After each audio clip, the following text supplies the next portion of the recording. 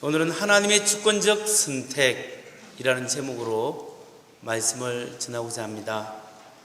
먼저 첫 번째, 오늘 본문이 우리들에게 주는 교훈은 하나님께서는 믿음의 사람들을 하나님의 주권으로 선택하신다는 사실입니다. 하나님께서는 하나님의 백성을 주권적으로 선택하십니다. 하나님께서는 리브가의 배 속에 있는 두 아이 에스와 야곱 중에 야곱을 선택하셔서 하나님의 복을 이어가게끔 그렇게 역사하셨습니다. 여러분, 하나님께서 왜 차자인 야곱을 선택하셨을까요? 그 이유는 믿음의 법칙은 행위 도래가 아니라 하나님의 은혜에 따라 되어진다는 것을 말씀하고 있습니다. 출생의 순서는 은혜의 순서가 아니라는 겁니다. 하나님의 주권적 선택은 하나님의 은혜로 되는 것이지 사람의 노력이나 사람의 자격에 의해서 이루어지는 것이 아닌 것을 우리에게 알려주고 있습니다. 여러분, 아브라함이 이삭을 몇 세에 낳았습니까? 우리가 잘 아는 대로 아브라함이 100세, 사라가 90세에 낳았습니다. 이것은 사라가 90세에 아이를 낳았다는 것은 인간의 눈으로 보면 도저히 될 수 없는 거죠. 이거는 순전히 하나님의 은혜라는 거죠. 이삭 이전에 아이가 있었죠. 이스마엘. 사라를 통해서 나온 건 아니지만 하가를 통해 나온 이스마엘이 있었잖아요. 근데 하나님께서는 이스마엘을 택하지 아니하시고 이삭을 선택하셨습니다. 이삭도 아이를 낳았는데 에스와 야곱을 낳았습니다. 에스가 장자인데 장자가 아니라 차자인 야곱을 하나님이 선택하셨습니다. 근데 야곱은 아이가 12명이 있었습니다. 그 자녀가 12명이 있었는데 12명 중에 장자가 축복을 받는 것이 아니라 11번째 요셉이 축복을 받게 되고 네 번째 아들 유다가 복을 받게 되어서 유다 민족을 이루고 다윗 왕조를 세우고 예수 그리스도의 탄생을 이어가는 하나님의 역사를 이어가는 복을 받게 되었습니다. 여러분, 하나님께서 왜 이렇게 구속의 역사를 이렇게 이끌어가고 계실까요? 사람의 눈으로 보기에는 보면은 장자를 통하여 이루어져 가야 합니다. 하나님의 주권적 선택은 오직 하나님의 은혜로만 이루어진다는 사실을 우리에게 알려주고 계시는 겁니다. 여러분, 인간의 행위 때문에, 우리의 자격 때문에 하나님이 우리를 선택하는 것이 아닙니다. 여러분, 여러분의 선택도 마찬가지입니다. 우리의 선택, 하나님께서 우리를 선택하실 때 하나님의 백성으로 삼으셨습니다. 하나님께서 우리를 하나님의 백성으로 삼으실 때 우리가 뭔가 대단하고 뭔가 뛰어나서 하나님의 은혜를 받을 만한 자격이 있어서 그런 것이 아닙니다. 순전히 하나님의 은혜로 말미암아 우리가 하나님의 자녀가 되었습니다. 그리고 우리는 이스라엘, 영적 이스라엘이 될 수가 없는 사람입니다. 근데 하나님의 자녀, 하나님의 백성, 영적 이스라엘로 삼아주시고 하나님의 은혜와 하나님의 사랑으로 말미암아 여러분을 하나님의 자녀로 삼아주셨다는 거예요. 자녀로 하나님이 선택하셨습니다. 이런 하나님의 은혜와 주권적 선택을 우리는 잊지 말아야 합니다. 하나님께서 나처럼 부족한 사람을 구원하여 주시고 나처럼 교만한 사람을 하나님의 자녀를 삼아주셔서 하나님의 은혜를 베풀어 주셨구나. 이런 고백이 우리 속에 있어야 합니다. 하나님의 선택과 하나님의 은혜에 대해서 사도 바울은 고린도전서 1장 27절에서 29절에 이렇게 이야기합니다. 그러나 하나님께서 세상에 미련한 것들을 택하사 지혜 있는 자들을 부끄럽게 하시려고 세상의 약한 것들을 택하사 강한 것들을 부끄럽게 하려 하시며 하나님께서 세상의 천한 것들과 멸시받는 것들과 없는 것들을 택하사 있는 것들을 폐하려 하시나니 이는 아무 육체도 하나님 앞에서 자랑하지 못하게 하려 하십니다.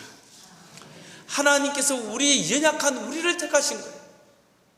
나처럼 이렇게 부족한 사람을 택하신 것은 하나님의 영광을 드러내기 위해서, 도저히 이룰 수 없는 가망성이 없는 나를 통하여 하나님의 역사를 이루어가는 것을 통하여 하나님께 영광을 올리기 위해서 이 부족한 자를 통하여 저 지혜롭다고 하는 교만한 사람들에게 하나님의 영광을 드러내기 위해서 우리를 선택하여 주셨다는 사실입니다.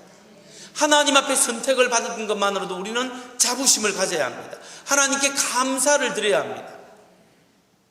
성도 여러분, 우리가 하나님의 은혜와 긍휼을 잊게 된 것은 우리의 신앙 경력으로만 된 것이 아닙니다.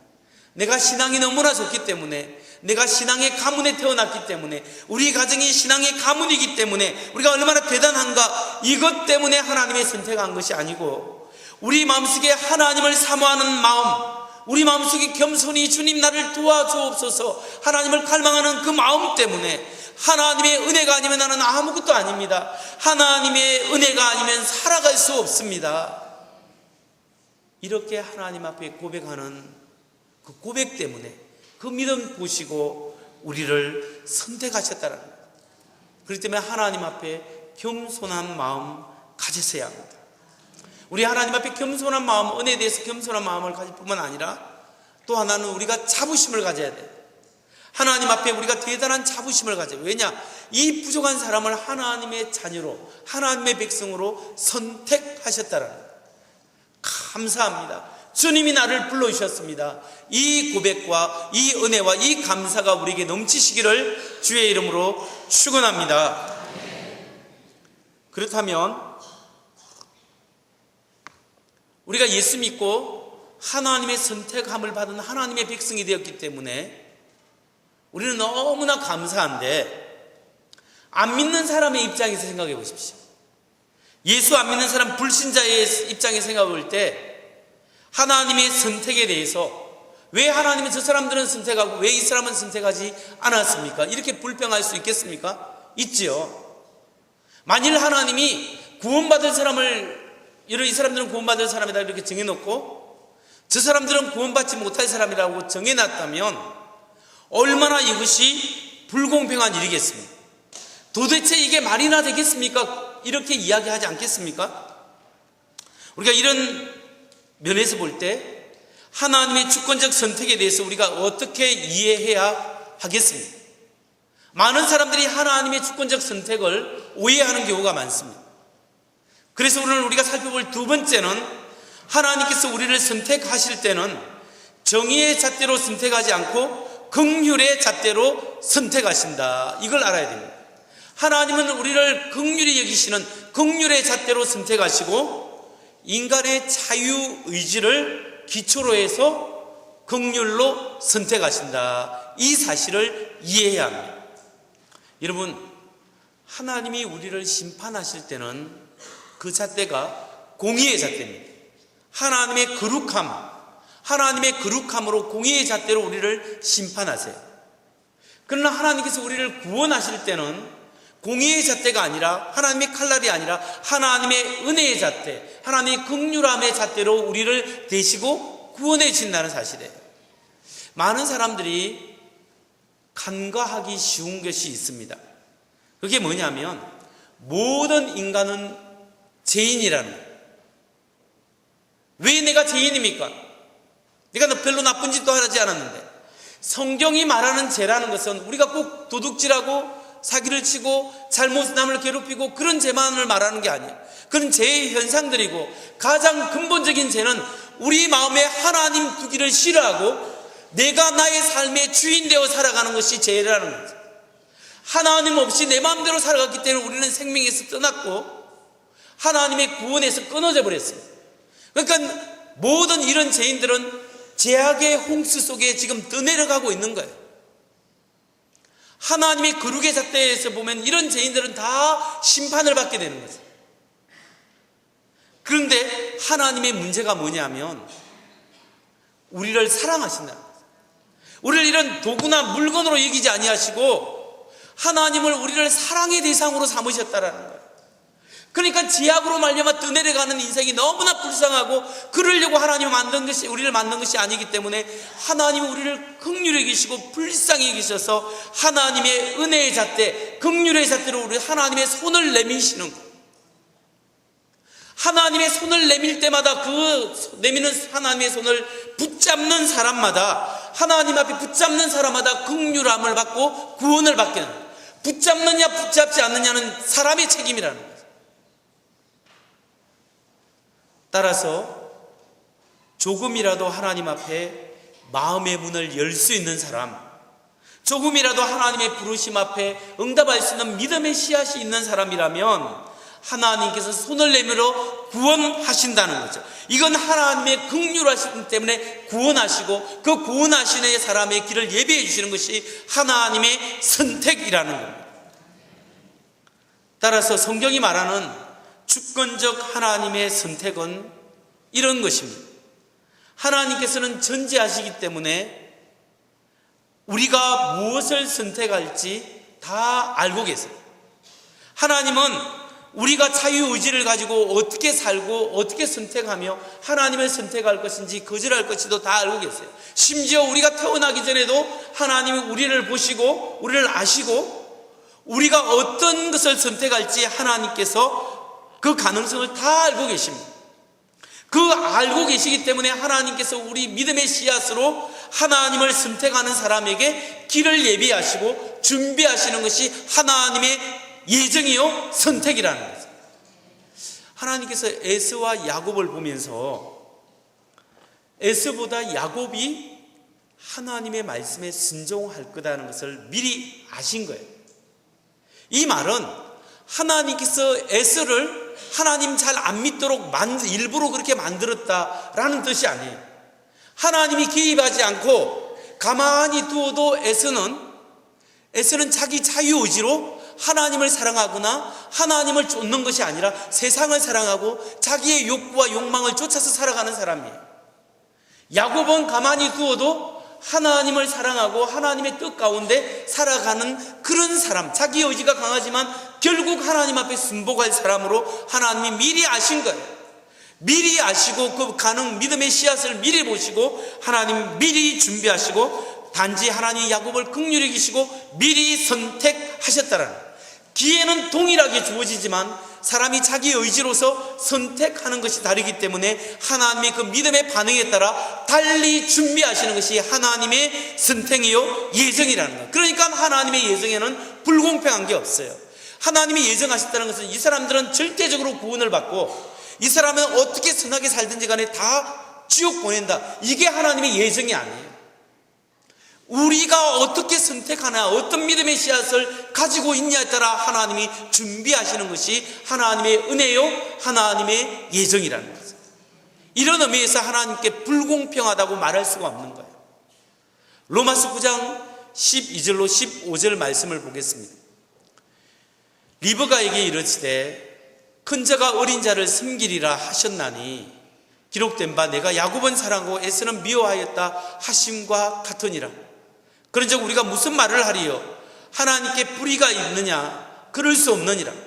모세에게 이르시되 내가 긍휼히 여길 자를 긍휼히 여기고 불쌍히 여길 자를 불쌍히 여기리라 하셨으니, 하나님께서 긍휼히 여길 사람을 긍휼히 여기고 불쌍히 여길 자를 불쌍히 여긴다.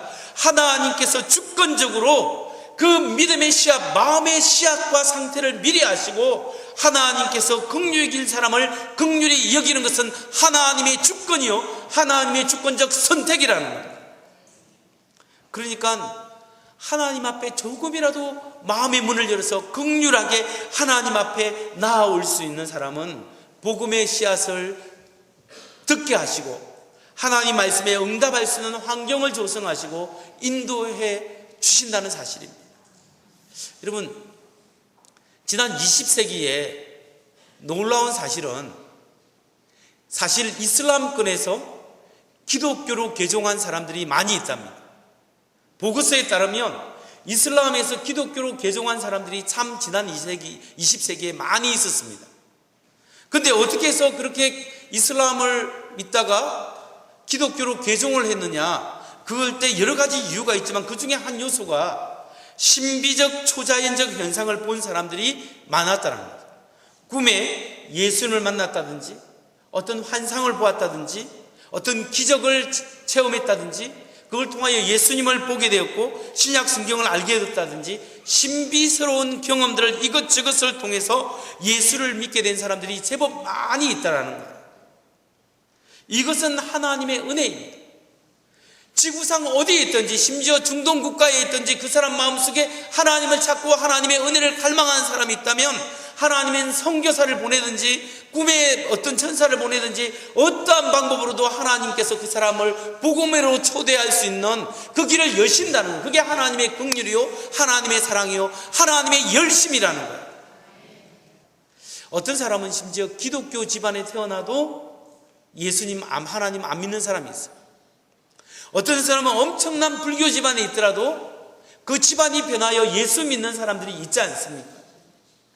중요한 것은 뭐냐면 하나님께서 조금이라도 하나님을 찾을 수 있는 가능성을 가지고 있는 사람, 조금이라도 복음이 던졌을 때 복음에 반응할 수 있는 마음의 문을 열 수 있는 사람이라면 하나님께서 복음을 들을 수 있는 여건을 허락하시고 하나님은 찾아가시고 하나님은 어떠한 방법으로 하나님께서 준비하시고 예비하시고 구원으로의 초대를 이루어 가신다는 거예요. 이게 하나님의 열심이요 하나님의 선택이요 하나님의 예정이요 하나님의 은혜입니다. 근데 여러분, 어떤 사람이 제일 예수 믿기 힘든 사람인지 아십니까? 경험상 보면 저 사람은 법 없이도 살만한 사람이다. 저 사람 참 똑똑하고 사람 참 좋다는 사람 예수님 잘 안 믿어요. 근데 참 그분들 중에 사람이 참 좋으신 분들이 있잖아요. 근데 그 마음 중심에 보면 어떤 종류의 교만이 있어요. 나는 깨끗하기 때문에 양심적으로 살아가기 때문에 나는 어떤 신이든지 뭘 의존할 필요가 없어. 나는 그냥 내 마음대로 난 깨끗하게 나는 법 없어도 그냥 내가 하고 싶은 대로 살아가 라고 하지만 그 마음속에 하나님을 갈망하는 마음이 없어요. 왜냐하면 하나님께서 모든 사람 속에 아무리 뭔가 대단한 성취를 해도 허전한 마음을 주셨거든요. 하나님을 찾고자 하는 마음을 주셨거든요. 그 마음을 자기 의를 통하여 눌러버리고 하나님을 찾지 않게 될 때 그 사람은 하나님을 믿을 수 없는 사람이고 그걸 보면 어떤 면에서는 교만한 사람이에요. 그 교만 때문에 하나님을 거부하는 사람들이 있어요. 참 안타깝습니다. 여러분, 하나님께서는 우리처럼 부족한 나를 선택하셨습니다. 내가 대단해서가 아니라 하나님의 긍휼하심과 하나님의 은혜로 여러분을 선택하셨다는 사실을 믿으시기 바랍니다. 하나님께서 나의 조그만 가능성 이것만 있어도 하나님은 찾아오시고 불쌍히 여기시고 인도하셨고 하나님이 다 하셨습니다. 하나님의 은혜로 불러주셨고 하나님의 은혜로 직분 맡겨주시고 하나님의 은혜로 사명 맡겨주셨습니다. 이게 얼마나 큰 은혜입니까? 이런 은혜로 우리를 살리셨다는 것을 여러분 믿으시기 바랍니다. 그렇다면 여러분, 우리는 하나님이 선택한 하나님의 백성이고 은혜와 긍휼을 받은 사람입니다. 이런 엄청난 하나님의 은혜와 긍휼을 받은 사람으로서 이제 우리는 어떻게 살아가야 할까요? 어떻게 살아가야 합니까? 세 번째로 하나님의 선택을 받은 사람들은 나를 향한 하나님의 주권적인 계획을 인식하고 하나님의 기대에 부응하는 삶을 살아야 됩니다. 하나님의 기대에 부응하는 삶을 살아야 합니다. 하나님의 기대에 하나님의 백성에 걸맞는 삶을 살아가야 한다는 거예요. 하나님께서 우리를 은혜와 긍휼로 연약한 가운데 선택하셨을 때는 하나님의 마음이 있는 거예요. 리브가가 아이를 낳았을 때 하나님의 말씀대로 에서보다 야곱이 하나님의 큰 자가 되고 하나님의 말씀에 순종하게 되고 집안에 가업을 입을 자다라는 것을 알았을 겁니다. 이 리브가의 마음은 뭔가 기대하는 마음이 있었을 거예요. 똑같이 에서도 사랑하고 야곱도 사랑했겠지만 그럼에도 불구하고 하는 짓마다 야곱이 이쁜 짓을 하는 거예요. 하나님의 말씀대로 살아가는 거예요. 아이고 귀한 아들 하면서 아마 리브가가 마음에 기대하고 기대감을 가지고 말씀으로 양육하고자 노력했을 겁니다. 이삭에게는요 결혼했는데 20년 동안 아이가 없었어요. 그런데 하나님이 20년이 되었을 때 아이를 주었어요. 에서와 야곱 2명 쌍둥이를 둔 거예요. 얼마나 귀중하겠어요. 둘 다 이쁘게 키웠죠. 둘 다 이쁘게 키우는데 하나님의 말씀을 다 기억이 나는 거예요. 하는 것보다 보니까 야곱이 이쁜 짓을 하고 말씀대로 살아간다. 이 아이가 귀한 아이가 되겠구나. 자기도 모르게 편을 하고 이게 기대하는 마음이 있었던 거예요. 그러니까 아마 리브가가 끊임없이 야곱에 대해서 사랑을 쏟고 하나님의 말씀으로 양육했지 않았을까 생각합니다. 그런데 리브가보다는 이삭은 야곱에 대한 사랑과 애정이 훨씬 덜했어요. 하나님 앞에 귀한 사람을 귀하게 키우려고 노력을 별로 하지 않은 것 같습니다. 성도 여러분, 우리 믿는 사람들이 자주 범하기 쉬운 실수가 뭐겠습니까? 그게 바로 저절로 신앙입니다. 저절로 신앙. 말로는 하나님을 믿는다고 하지만 실제로 그 문제를 잊어버리고 하나님께서 다 알아서 해주시겠지 맡긴다고 하면서 기도도 하지 않고 하나님을 의지하지 않고 그냥 방관하면서 자기 하고 싶은 대로 사는 것은 믿음이 아니라 그것은 불신앙일 수 있습니다. 저절로 신앙의 특징은 하나님께 맡겼다는 미명 아래하에 자기는 기도도 하지 않고 다른 일에만 열중하는 거예요. 정작 중요한 문제는 하나님께 맡겼다면서도 기도도 하지 않고 노력도 하지 않고 신경을 쓰지 않고 자기가 하고 싶은 것만 몰두하는 것은 저절로 신앙이고 믿음의 행위가 아니라는 거예요. 여러분, 정말 하나님이 나에게 기대를 갖고 있고 하나님께서 나에게 계획을 갖고 있다면 하나님의 뜻이 무엇입니까? 하나님, 나에 대한 하나님의 계획과 우리 가정에 대한 하나님의 계획과 우리 자녀에 대한 하나님의 기대가 무엇이겠습니까? 하나님께 열심히 기도하고 이 문제에 대해서 하나님의 말씀을 찾고 하나님 뜻을 추구하면서 구하고 찾고 두드리며 하나님을 바라보고 하나님의 행하시도록 도움을 요청하고 하나님을 앙망하는 자세가 우리에게 필요하다는 것. 그것이 기대에 부응하는 삶의 시작이고 행위라는 겁니다. 여러분, 말씀을 정리합니다. 성도 여러분, 하나님께서 나를 창조하셨고 나를 선택하셨고 나에 대한 계획과 기대를 가지고 계심을 여러분 믿으시기 바랍니다. 하나님은 우리 한 사람 한 사람에 대한 기대가 있고 계획이 있고 여러분의 가정에 대한 기대가 있고 여러분의 자녀에 대한 계획이 있고 우리 교회를 향한 하나님의 놀라운 섭리와 은혜가 있다는 것을 믿으시기 바랍니다. 그 하나님의 기대에 부응하는 그 하나님의 계획에 부응해서 그 하나님의 뜻을 이루어질 수 있는 하나님의 사람으로 우리 다 살아가야 합니다. 하나님께서 내가 태어나기 전부터 나에 대한 가능성을 보고 있습니다. 우리가 그 하나님의 기대와 가능성을 볼 수 있다면 우리가 경험하고 있고 우리가 부딪히는 문제와 어려운 환경을 새로운 눈으로 바라볼 수 있습니다. 이것이 마냥 나의 고통과 나의 십자가와 나의 어려움이 아니라 이걸 통하여 하나님께서 나를 변화시키고자 하는 하나님의 섭리가 있을 것이다.